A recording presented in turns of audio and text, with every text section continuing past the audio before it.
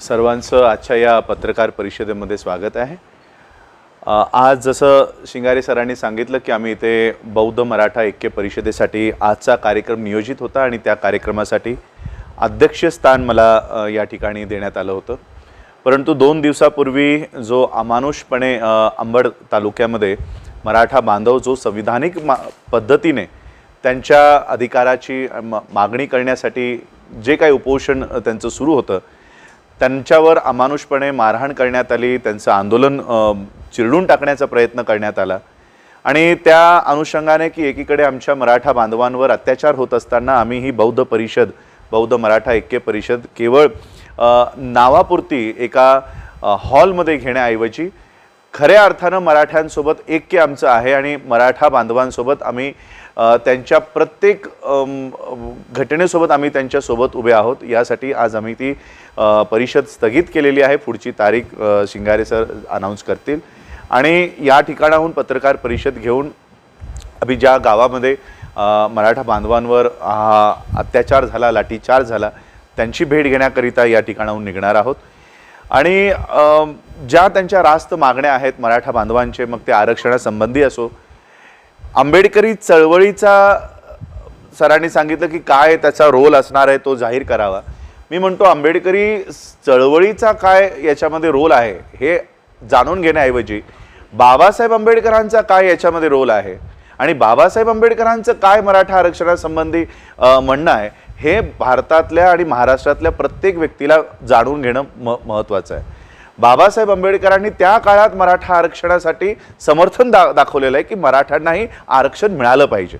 त्यामुळे कोणता नेता काय बोलतो हे आमच्यासाठी शून्य आहे, कोणता नेता त्याच्या मनात काय आहे हे आमच्यासाठी शून्य आहे। बाबासाहेब आंबेडकरांची भूमिका आहे की मराठा यांना आरक्षण येणाऱ्या काळामध्ये त्यांचीही अशा पद्धतीने परिस्थिती होईल, त्यांच्या ज्या जमिनी 100-100 एकर जमिनी आहेत त्या हळूहळू नष्ट होतील, कमी होतील आणि म्हणून त्यांनाही आरक्षणाच्या कॅटेगरीमध्ये त्यांनाही बसवण्यात यावं ही बाबासाहेब आंबेडकरांची भूमिका आहे आणि जी भूमिका बाबासाहेब आंबेडकरांची आहे तीच भूमिका आमची देखील आहे। आणि म्हणून कारण आम्ही आरक्षणाचे जरी आम्ही व्यक्तिगत मेल आरक्षण घेतलं नसलं तरी आम्ही आरक्षणाचे लाभार्थी आहोत, आरक्षणाचे सपोर्टी आहोत आणि म्हणून जो समुदाय आरक्षणासाठी लढतोय त्याच्या लढ्याला आमचा 100% पाठिंबा असेल। त्यानंतर मी अजून एक या महाराष्ट्रातल्या मराठा बांधव महाराष्ट्र मी काल आम्ही बोलताना सांगितलं की या 2 समुदायांचं या ठिकाणी वास्तव्य असल्याचं हा द्योतक आहे। महाराष्ट्र महान आणि राष्ट्र असं त्याचं फोड नाही आहे।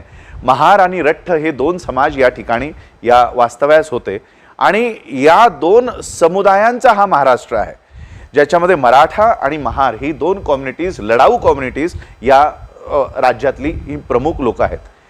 अशा राज्यामध्ये मराठा जिथे बहुसंख्याक आहे अशा राज्यांमध्ये जर मराठ्यांवर अशा पद्धतीचं अमानुषपणे मारहाण होत असेल तर विचार करा की हा महाराष्ट्र किंवा हा देश कोणत्या दिशेने घेऊन चाललेले आहेत। या देशाचं संविधान मराठ्यांच्या समर्थनात आहे, या देशाचं संविधान बौद्धांच्या समर्थनात आहे, या देशाचं संविधान मुसलमानांच्याही समर्थनात आहे, पण या देशाचं संविधान ज्यांच्या हातात आहे ती मात्र मराठ्यांच्या, बौद्धांच्या, मुसलमानांच्या समर्थनात नाहीत।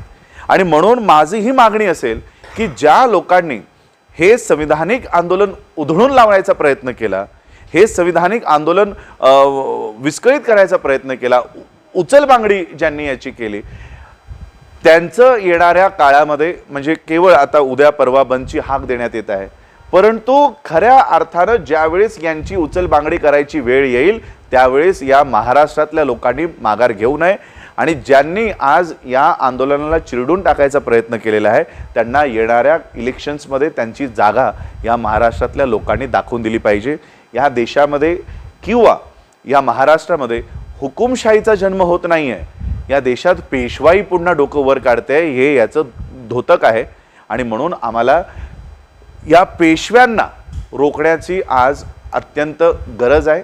मग तो मराठा समुदाय असो, बौद्ध समुदाय असो, आम्हाला एकत्रित येऊन या देशावर, या महाराष्ट्रावर जे संकट येऊ पाहत आहे ते आम्हाला उधळून लावायची हिम्मत आता प्रत्येकाला दाखवली पाहिजे।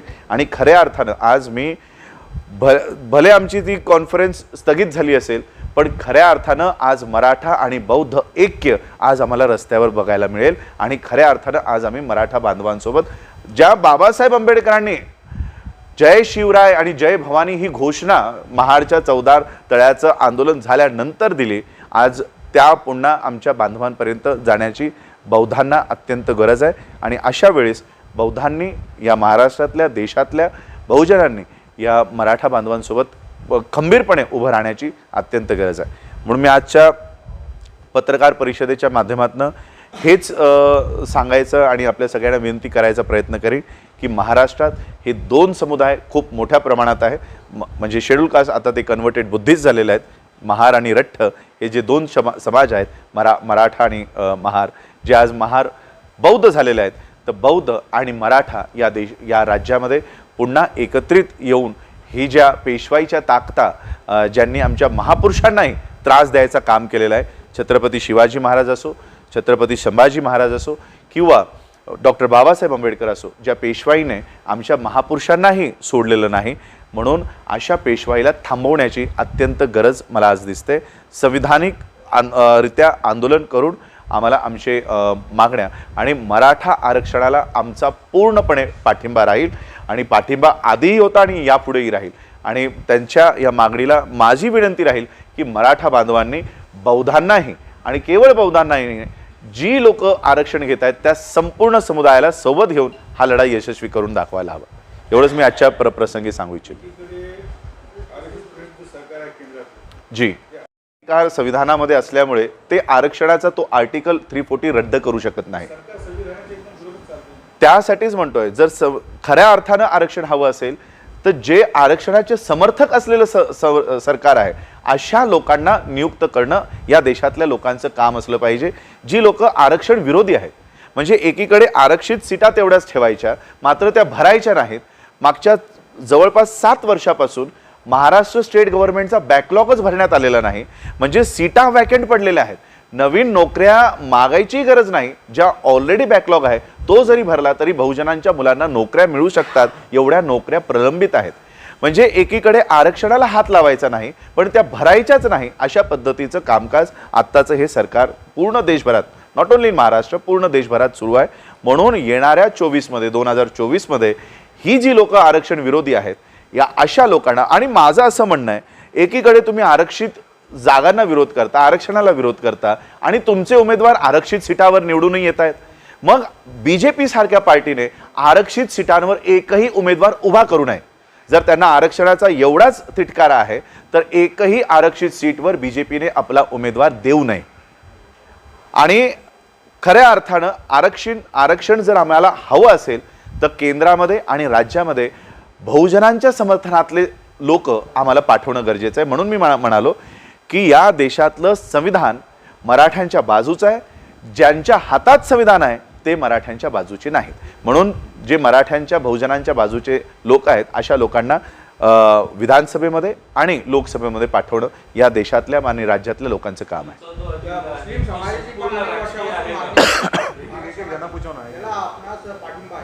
जे आम्ही सांगितलं की आम्ही आरक्षणाचे फेवरमधली लोक आहोत, त्यामुळे आमचं तर असं म्हणणं आहे की या देशातल्या लोकांची गणना व्हावी आणि प्रोपोर्शनेटली त्यांच्या अनुपातमध्ये त्यांना त्यांचं जे रिप्रेझेंटेशन आहे, आम्ही याला रिझर्वेशन म्हणत नाही, की सरकारी नोकऱ्या असतील, शिक्षण असेल, याच्यामध्ये त्या समुदायाला त्यांचं रिप्रेझेंटेशन गेलं पाहिजे.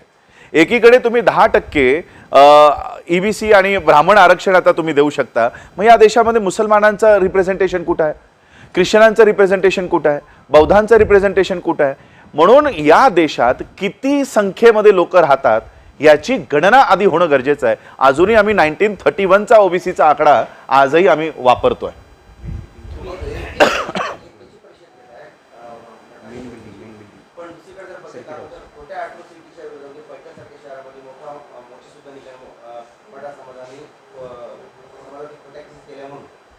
नाही, ॲट्रॉसिटी ॲक्ट जो आहे याच्यामध्ये प्रोव्हिजन्स आहेत सेपरेट कोर्टची, त्याच्यासाठी पूर्ण यंत्रणा आहे.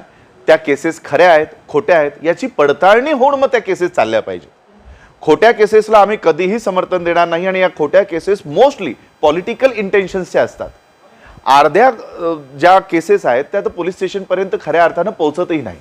आणि म्हणून ॲट्रॉसिटी ॲक्टमध्ये सेपरेट कोर्टची त्याच्यामध्ये प्रोव्हिजन आहे. जर अशा पद्धतीचे सेपरेट कोर्ट्स असतील जे फक्त ॲट्रॉसिटीजचेच केसेस चालवतील तर अशा पद्धतीच्या केसेसला आळा बसेल.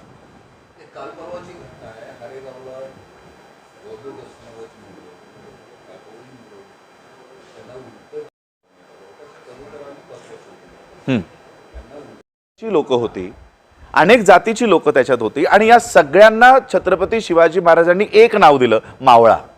ही आयडेंटिटी त्यांनी दिली. सगळ्या जातींचं नाव खारिज करून मावळा ही आयडेंटिटी त्यांनी निर्माण केली. आणि म्हणून जे खऱ्या अर्थानं छत्रपती शिवाजी महाराजांचे फॉलोअर्स आहेत, बाबासाहेब आंबेडकरांचे फॉलोअर्स आहेत, त्यांच्याकडून कधीही असल्या प्रकारचे कृत्य महाराष्ट्रात देशात कधीही घडणार नाहीत. जी लोक जातीच्या नजरेतून एकमेकांना बघतायत आणि म्हणून बाबासाहेब आंबेडकरांनी बौद्ध धम्म हा स्वीकारला की आम्हाला जातीतनं बाहेर पडायचंय, आम्हाला जातीतनं बाहेर पडायचंय, जेणेकरून आम्ही एकमेकांची जात बघून त्यांच्यासोबत उभं राहण्याचं टाळलो की हा माझ्या जातीचा आहे का हा परक्या जातीचा आहे, ही भावना आमच्यातनं नष्ट झाली पाहिजे. बाबासाहेब आंबेडकरांनी जाता जाता आम्हाला एक मूल मंत्र दिला या देशामध्ये की आम्ही आधी हिंदू आहोत, आम्ही आधी मुसलमान आहोत, की आम्ही आधी बौद्ध आहोत. ही भावना आमच्यात नसली पाहिजे. आम्ही या देशाचे नागरिक आहोत, प्रथम भारतीय आहोत आणि अंतिमतःही भारतीय आहोत, ही भावना आमच्यामध्ये असली पाहिजे. आज या देशाचे प्रधानमंत्री करप्शन आणि अनेक हे बंद करण्यासाठी या देशाला कॅशलेस त्यांनी आधीच आपण डिमॉनिटायझेशन बघितलं आणि आता पेटीएम आलेत, पे फोन आलेत, सगळं आपण डिजिटल मनी झालेलं आहे. तरी करप्शन आणि ह्या अत्याचार अन्यायावर अजूनही काही फरक झालेला नाही, ते कमी झालेलं नाही. आणि म्हणून माझी या देशाच्या पॉलिसी मेकर्सना, मग या देशाचा या महाराष्ट्र राज्याचा मुख्यमंत्री असो, होम मिनिस्टर असो की देशाचा प्रधानमंत्री असो, माझी हीच मागणी आहे की देशाला कॅशलेस होण्याची गरज नाही आहे, देशाला कास्टलेस होण्याची खूप गरज आहे. आणि म्हणून जोपर्यंत हा देश कास्टलेस होत नाही तोपर्यंत हा देश याची उभारणी होऊ शकत नाही.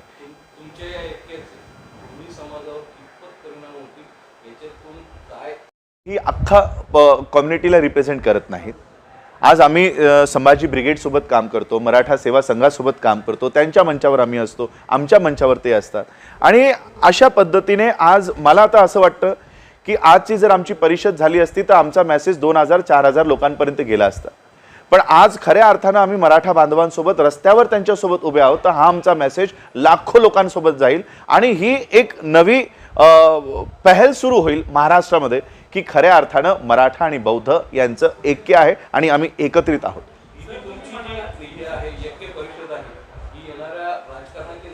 नाही, आमची ही नॉन पॉलिटिकल आणि मी स्वतः कोणत्याही पॉलिटिकल स्टेटमध्ये जिथे महाराष्ट्रामध्ये मराठ्यांवर जर अत्याचार होत असेल तर विचार करा इतर समुदायांचं काय अवस्था होणार आहे. आणि या परिषदेच्या माध्यमातून जर येणाऱ्या काळात महाराष्ट्राचं राजकारण ढवळून निघत असेल आणि ही जी सत्ताधारी पाय उतार होणार असतील तर आम्हाला आमच्या मराठा बौद्ध ऐक्य परिषदेचा राजकीय वापर झाल्याचा आम्हाला आनंद होईल की अशा लोकांचा पाय उतार महाराष्ट्रातून होणार असेल तर आम्हाला आनंद होईल.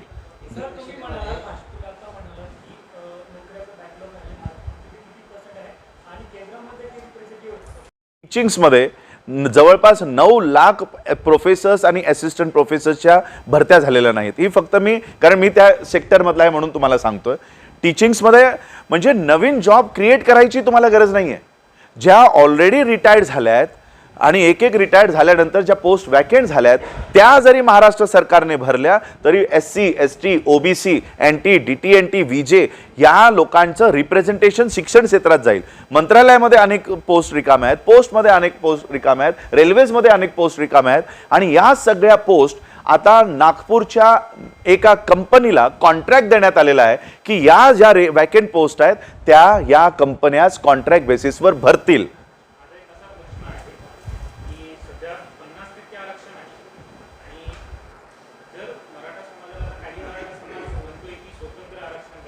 ठिकाणी 72% पर्यंत रिझर्वेशन गेलेलं आहे.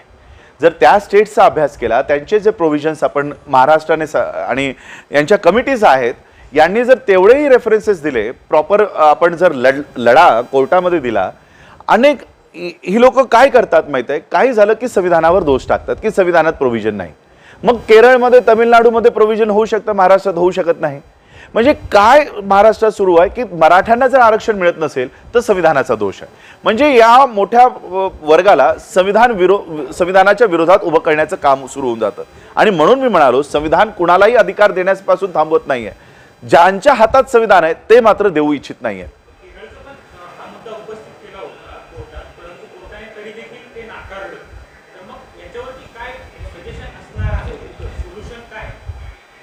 याच्यामध्ये तेच युक्तिवाद करून आपल्याला हायकोर्टामध्ये, सुप्रीम कोर्टामध्ये कशा पद्धतीने आपली बाजू मांडता आली पाहिजे, त्याच्या लीगल प्रोसिडिंग्स काय असल्या पाहिजेत. आणि आधी तर जनगणना झाली पाहिजे की ज्यांना आपल्याला प्रोव्हिजन्स द्यायचे आहेत महाराष्ट्रामध्ये, सगळ्या ह्या कम्युनिटीज आहेत, त्यांचे ॲक्च्युअल प्रोपोर्शन किती आहे. अजून 1931चा या देशामध्ये झाडांची गणना झाली आहे, प्राण्यांची गणना झाली आहे, पण माणसासारखे आम्ही माणसं, आम्हाला माहिती नाही की आम्ही किती आहोत.